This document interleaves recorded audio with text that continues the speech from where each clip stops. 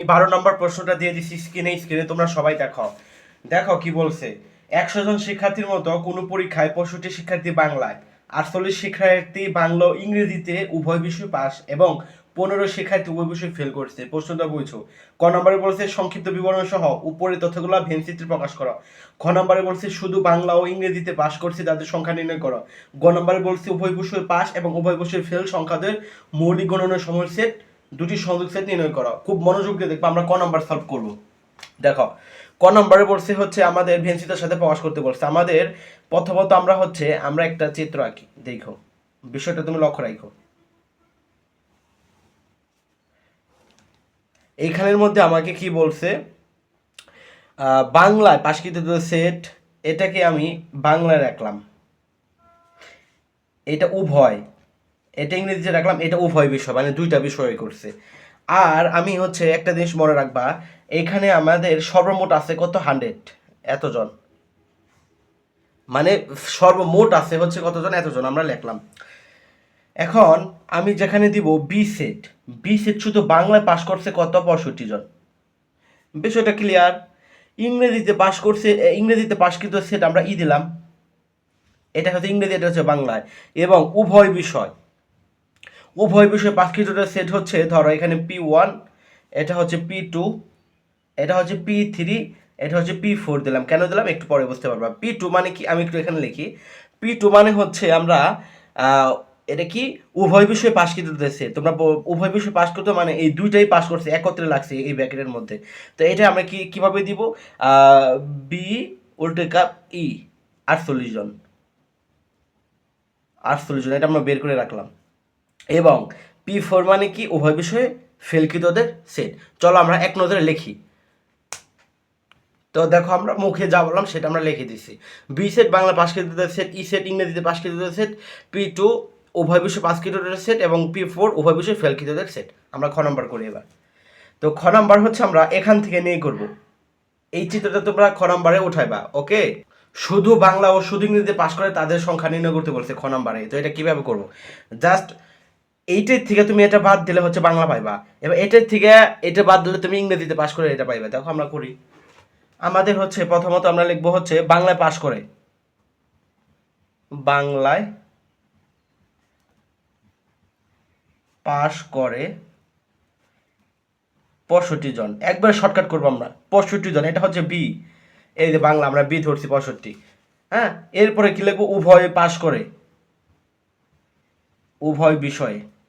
যেহেতু আমাদের নির্দিষ্টভাবে ইংরেজিতে পাশ করে এটা দেওয়া নাই, এই জন্য আমাদের একটু ভেজাল হবে, একটু করতে হবে। উভয় বিষয়ে পাশ করে কতজন, 48 জন।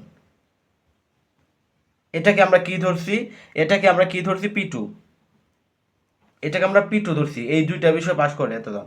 এবার হচ্ছে তুমি লিখবা শুধু বাংলায় পাশ করে, অতএব অতএব শুধু বাংলায় পাশ করে।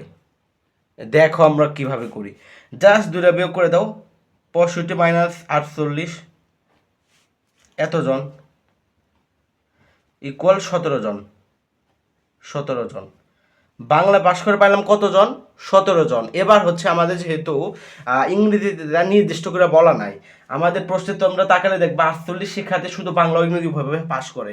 এই জন্য আমাদের এখন একটা টেকনিক খাটাইতে হবে, এক বা একাধিক বিষয় পাশ করে এটা দিতে হবে। এক বা একাধিক বিষয় পাশ করে কি লিখবো, এক বা একাধিক বিষয়ে পাশ করে। এক ভাগে দিবি পাশ করে কতজন, বি কাপ দিব আমরা। কেন দেবো এখনই বুঝতে পারবা। বি বি মানে কত ধরছি আমরা, 100 ধরবো আমরা। বি মানে হচ্ছে 100, এই 100 থেকে বাদ দেবো 100 কাপ। মানে কত, 15। 15 সমান 85 জন। এক ভাগে দিকে সে পাস করে। হ্যাঁ, তুমি যদি জাস্ট ফেল করে থেকে তুমি এই 100 থেকে ফেল করে তুমি যদি বিয়োগ করে দাও তাহলে তুমি পেয়ে যাবে। দেখছো কত ইজি। এই টাইপের ম্যাথ আসলে তোমরা এইভাবে করবা, এত কিছু বোঝা দরকার নেই, জাস্ট এই নিয়মে করে দিবা, শেষ। শুধু ইংরেজি বিষয়ে পাস করছে, অঙ্ক শেষ। শুধু ইংরেজি ইংরেজি তে পাস করেছে, আমাকে এই দিয়ে বাইর করতে বলছে। পাস করেছে। এই অ্যান্সার আমরা পাইলাম কি বি কাপ ই। বি কাপ ই। বি কাপ এর থেকে জাস্ট তুমি বি বাদ দিয়ে দাও, তাহলে তুমি মান পেয়ে যাবে গা 85। এটার মান পেলাম হচ্ছে 85। 85 মাইনাস হচ্ছে 65 সমান সমান 20 জন। এটাই অ্যান্সার। আমাকে বলছে শুধু বাংলা শুধু ইংরেজি পাস তাদের সঙ্গে নির্ণয় করো। শুধু বাংলা পাস করেছে 17, শুধু ইংরেজি পাস করেছে 20 জন। এটাই অ্যান্সার। দেখছো খ নাম্বার আমি কত বড় ম্যাথ আমি সুন্দরভাবে করে দিছি। এবার আসো আমরা গ নাম্বারে সলভ করি। তোমরা গ নাম্বারে পড়ো, উভয় বিষয়ে পাস এবং উভয় বিষয়ে ফেল সংখ্যাদ্বয়ের মৌলিক গুণনীয়ক সমূহের সেট দুটির সংযোগ সেট নির্ণয় করা প্রশ্ন করছে। যাই হোক, আমরা উভয় বিষয়ে পাস করছে 48, প্রশ্ন দেওয়া আছে। উভয় বিষয়ে ফেল করছে 15, প্রশ্ন দেওয়াই আছে। তো এই দুইটাকে কি করতে হবে, আমাকে প্রথমে এর গুণনীয়ক বের করতে হবে। গুণনীয়ক বের করে তোমরা জাস্ট খালি কি করে দিবা, সংযোগ সেট করে দিবা, অঙ্ক শেষ। দেখো আমাদের গুণনীয়ক বের করে 1 দিয়ে প্রথমে যাবে ভাগ, এরপর 48 ভাগ 2 দেখি ভাগ যায় কিনা। 48 ভাগ 2 24, 2 ইন্টু 24, 2 ইন্টু 24, তাহলে 2 যা যায় 48 ভাগ 3, তাহলে 48 ভাগ 3, 3টা যায় কিনা, হ্যাঁ 3 16 48, 3 ইন্টু 16, তাহলে 48 ভাগ 4, 48 ভাগ 4, এই দেখো 19.5 আসছে, তার মানে এটা যাবে না। 48, আচ্ছা দেখি 48 ভাগ 4 যায় কিনা, হ্যাঁ 4 12 48, সরি তখন আমার ভুল লিখছিলাম। 48 ভাগ 4 কত হয়, 4 ইন্টু 12, 4 ইন্টু 12। এরপরে কি বলছে 48 ভাগ 5, 9.6 যাবে না। 48 ভাগ 6, 8, 6 48, 6 ইন্টু 8, 48 ভাগ 7 যায় না। দেখো 48 ভাগ 7 যায় না, এই জন্য 48 ভাগ 8, 8 তো এখানে দেওয়া আছে, 8 করা দরকার নাই। তার মানে 48 গেল, এবং হচ্ছে আমাদের 15 আমরা বের করব। 1 ইন্টু 15, 1 দিয়ে তো যাবেই, 15 2 যায় না। দেখো 15 ভাগ 2, 7.5 যায় না, তাহলে 15 ভাগ 3, 3 5 15, 3 ইন্টু 5, 15 4 দেওয়া যায় না, 5 এখানে দেওয়া আছে, তার মানে আর করার দরকার নাই। এখন লিখবা ধরি, কি লিখবো, ধরি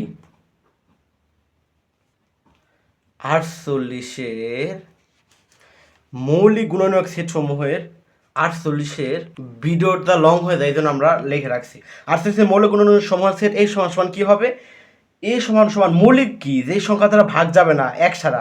এখানে মৌলিক সংখ্যা কি আছে, একমাত্র কি আছে, দেখো 2 আছে, এরপরে 3 আছে, আর 6-এরও ভাগ যায় 8 12 16 24, এগুলো 2 দ্বারা অনেক কিছু দ্বারা ভাগ যায়। এই 2 আর 3কে এর মধ্যে কোনো সংখ্যা দ্বারা ভাগ যায় না এক ছাড়া।